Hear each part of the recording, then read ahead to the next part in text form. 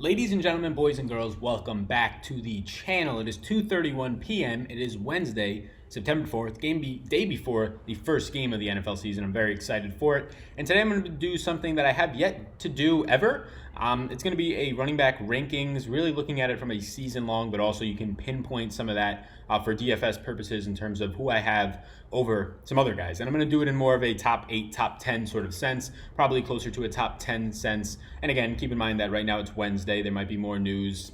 Doubt it for week 1, but in terms of just overall usage, in terms of more tidbits that I find. So on Friday, my final thoughts video will kind of encapsulate a lot of things. My Patreon tiers, you can get access to those down below, are going to have my final overall ranks and tiers for each position. That will be up by most likely Friday, at the very latest Saturday, as well as that will be up for Thursday. If you're watching this before Thursday's game that is already up, will be updated up until then. So for the running backs, we're just going to go through it, so you can check down below. I have an NFL daily fantasy course as well. It teaches you all the principles, all the basics, all the way to advanced for building spreadsheets like this one right here. How to basically win more money, be smarter with it. Stop playing the Millie Maker, because if you think you're going to make money in DFS by playing the Millie Maker, you better hit first, second, third, 10th, whatever any of those are out of the 800,000 people in it. You're not going to, hint, hint. But anyways,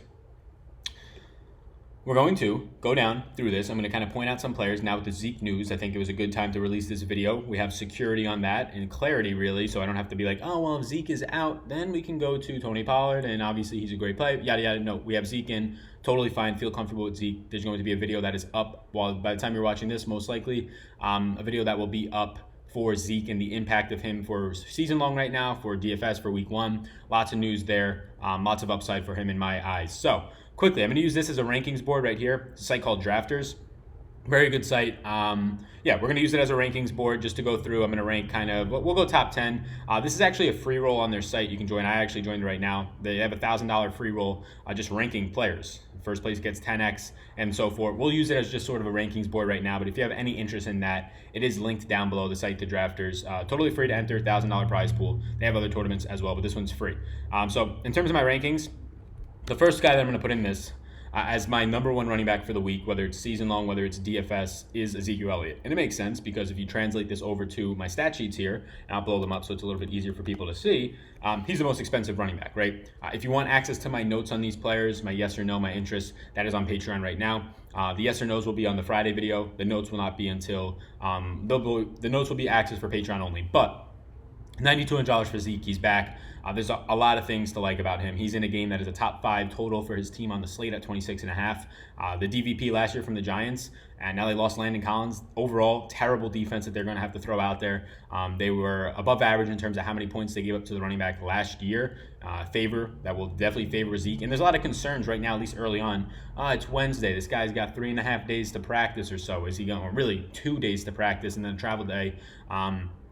Or 2 days to practice, and I believe they're home. So is he really going to have the capabilities, the ability to go out there and play? Yes, this man's been in Cabo. He's been in Cabo with Hall of Fame running backs out there helping him work. Hall of Fame running backs, Hall of Fame receivers, coaches are out there teaching him the new 2-minute drill for the Cowboys. Like, they've been in communication. For the people that thought this deal wasn't going to get done ever, you're crazy. It was just a matter of, does it get done week 2, 3, or 4, or at the beginning of the season? Like, he had Dallas coaches relaying messages to his trainer on what they were doing in the 2-minute offense so he could work out in Cabo with that, right? He had all the intentions in the world in coming back. This man was not going to be sitting out the entire year. It was just a matter of, did Dallas want to take that risk for their season, because he's obviously a huge piece of it when you're already investing in your offensive line so much. Just signing Collins to a long-term deal, have a lot of other guys wrapped up on long-term deals on that line. You kind of would like to get the cream of the crop at the running back, who Zeke, in my opinion, is a top 1, if not top 2 with Saquon, running back in the NFL right now. So he's my number 1 pick this week in terms of just salary-wise. It's going to add up for DFS, but even in season-long leagues, he's my number 1 ranked running back. The pass-catching work, people who were worried about that last year when Amari came, saying, oh, well, what about this year? Amari's going to take more work away. Michael Gallup's taking a step forward. Both of those guys were out there last year, and I believe that having a whole offseason with Dak and Amari to kind of get more of a gel, even more than they had last year, Michael Gallup getting another year to kind of grow and mature in that offense looks good in the preseason, but I think that's a little bit overhyped as well. Zeke had more targets and more receptions per game after and per week after Amari got there, so I'm not too worried about that at all. Zeke's my number one. Let's go back over. We'll put the number two in. It's going to be Saquon Barkley. The passing upside, and in terms of drafters right here, it is PPR format, so similar to a lot of leagues. Standard right now is pretty much PPR. If you're playing in a league that you consider standard and it's not PPR, you're playing in a league that was formed 5 years ago or 10 years ago and hasn't changed anything. PPR, point per reception, formats like Draftkings, like drafters. Saquon Barkley is going to be number two. The upside is there. The guy's going to be 3-down back, goal line back. There's nobody at all. Wayne Gallman, who has been injured on and off. Paul Perkins, I don't even know if they still have him on the roster. I believe he made the final cuts. But those guys aren't going to be factored in at all. Wayne Gallman, maybe after Saquon runs for a 40-yard run, will come in for a spell. But pretty much 3-down back. Ezekiel Elliott, Saquon Barkley are two of like the four, if even four guys that you can kind of list and say, maybe 4, 5, 6, somewhere in that range that you can list and say they're going to be on the field for every single down, whether the team's down by 5 or 10, whether the team's down by 20, because they're pass catching guys with upside, game flow independent backs, if you will. So Saquon's number two. The overall team total is worrisome for a running back on the road is such a big underdog. And only having a 19.5 implied team total against a Dallas team that was pretty good against the run last year, at least limiting fantasy points to the running back. I am going to still get the Saquon because I don't care if he's down 15. That's probably helps him even more for PPR formats. This guy is always an upside to catch double-digit balls. Yes, catch double-digit balls, especially with Eli at the helm, who was using Saquon as a security blanket all of last year. My third pick is probably going to surprise a lot of people. Leonard Fournette. He's my number 3 running back for this week in PPR formats, over Alvin Kamara, over CJ McCaffrey, over Bell, over David Johnson, whatever it is. Leonard Fournette this week is being significantly undervalued across the industry. I imagine this might come up as the week goes on once we see some ownership projections from a couple of sites like FanShare, like Awesemo, some sites that I cross-reference. But Leonard Fournette, he's the only back in that backfield. They have 2 rookies, one being an undrafted free agent who got cut by the Saints in Devine Ezigbo, and then the other one being Raquel Armstead, the guy that the Jaguars actually signed. Alfred Blue is on IR, the only guy who might have taken work from Fournette. And when I said that Saquon and Ezekiel Elliott were 2 of like 5 running backs that saw all 3 downs of works, no matter whether their team was up or down, it's going to be Leonard Fournette as well. He's going to take on a bigger pass-catching role. They said that or at least he said he went to a deserted island for a month and just trained there and cleared his head. And he said he's in the best shape of his life even when he was coming out of college. That's scary. This man's already scary with his stiff arm abilities, and he's just a grown man at the age of like 21 or 22 when he was in college at LSU. So, yeah, Leonard Fournette's my number 3. There's just nobody who's going to take the work from him. He's in a very favorable spot against the Jaguars at a favorable price point for DraftKings, but even in your season longs, he's ranked as my number 3 running back for week 1. The Jaguars, it's going to be a shootout potentially. They gave up, or for the Jaguars and Chiefs, the Chiefs gave up the 3rd most fantasy points to the running back position last year. I don't really think that changes all that much. I don't like to rely too much on last season's data, but the Chiefs didn't do a ton in their secondary or even in their first level to really make me believe that they're going to be stopping the run and also the pass catching back, which Leonard Fournette is going to take on more and more responsibilities as a pass catching back. Had 3 targets in week 3 of the preseason, was the only other guy outside of D.D. Westbrook to see registered targets in that game. And then the Jaguars have a 24.5 implied team total. So on the opposite end, you have 24.5 for the Jags, 28 for Kansas City. Should be a shootout, should be lots of points, not to mention the fact that he's going to be in there for all 3 downs and all around the goal line. And this team, based on Vegas's prediction of 24.5 points, should be at least around the red zone often. The guy that I'm going to put 4th on this list is Christian McCaffrey. So Christian McCaffrey coming in at 4th for me. And look, overall, I'm low on him for week 1. I'm lower on him for the season than Ezekiel Elliott, than Saquon Barkley, mainly because of the news that came out that he might not be a full 3-down back anymore this year, that they're going to implement more, not of a committee, don't get worried about that, but just less overall snaps for him, especially around the goal line, which is obviously huge if you're going to be taking away a lot of rushing touchdown upside. That's worrisome. Now, he obviously has the receiving game where his floor could be 8 targets in this game or any game. So the overall game total is fine, 23.75. Rams are around middle of the pack in terms of run stop last year.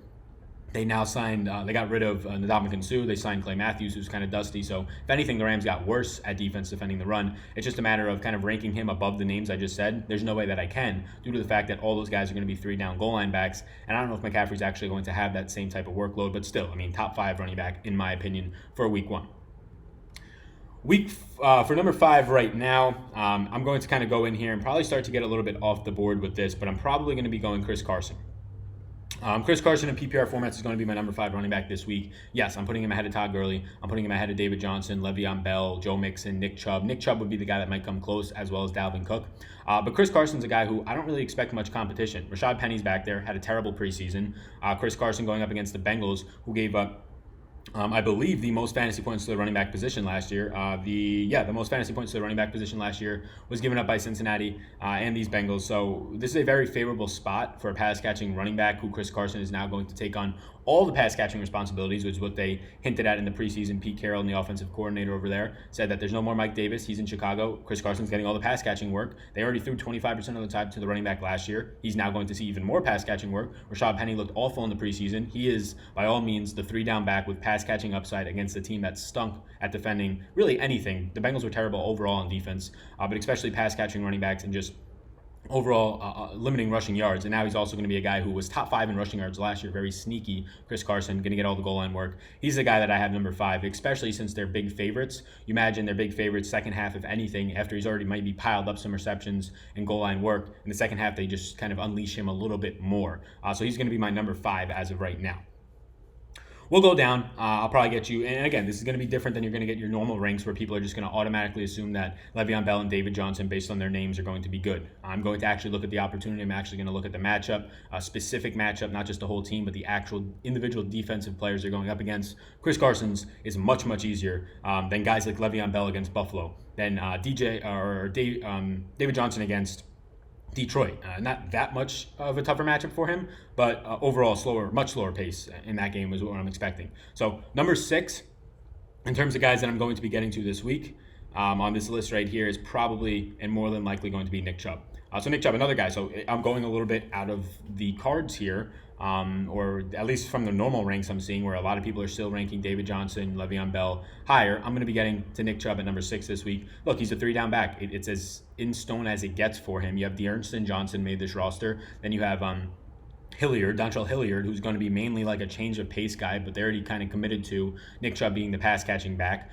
For right now, for week 1, it doesn't matter with Kareem Hunt when he's coming back. So I have Nick Chubb as the 3-down back, goal line pass catching upside, and this offense right now is implied for 25.5 points. That's very good. Now the matchup is terrible against Tennessee. It's not great, but when we're ranking him as the 6th running back, we're taking into a couple of things. We're taking into account opportunity. I do believe Nick Chubb is in line for 20 plus opportunities. Opportunities mean rushing attempts, right? 18 there, we can say, and then targets, we can say 4 to 5 there.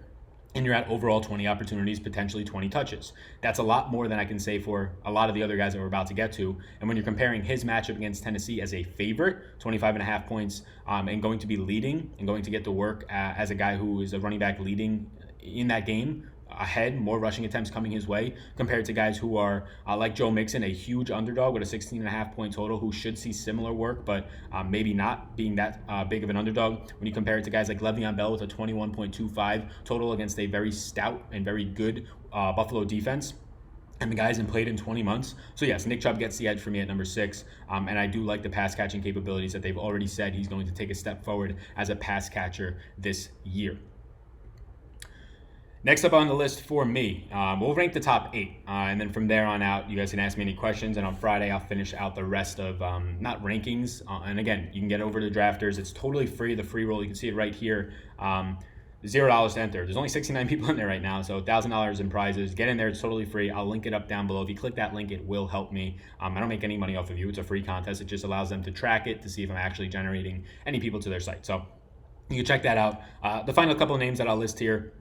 First one will be Dalvin Cook. People are going to say, oh, why don't you list Dalvin Cook higher? He's going up against Atlanta. Well, I personally don't want to overhype Atlanta's defense as being as bad as people think it is. It's not great. It's not above average. It's below average, but it's not as bad as people think it is when they're healthy. They were not healthy all of last year by any means. They're now healthy. That's going to help them. Dalvin Cook also, he looked good in his carry for 85 yards and a touchdown, and people are overhyping him because of that. Now, I get it. This offense overall is going to throw the ball less. They already kind of committed to that last year. We saw like 13 to 14 less pass attempts from Kirk Cousins compared to his career average last year, becoming more of a Joe Flacco game manager. And kind of that's going to hurt Adam Thielen and Diggs, and people aren't going to realize that quick enough, and they're going to lose a lot of money in DFS. They're going to lose some of their fantasy matchups if you drafted them early. I wouldn't have. They're going to throw the ball a lot less. They're going to run a lot more, which helps Dalvin Cook. And I'm ranking him as the number 7 running back. I'm not saying he's anything bad this week.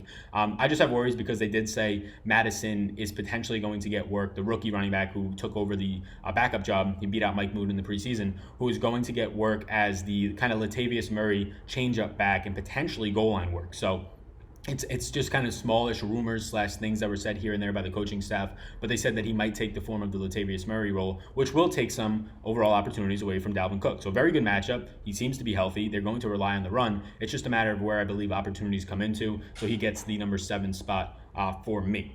So just a final spot now to kind of wrap this up.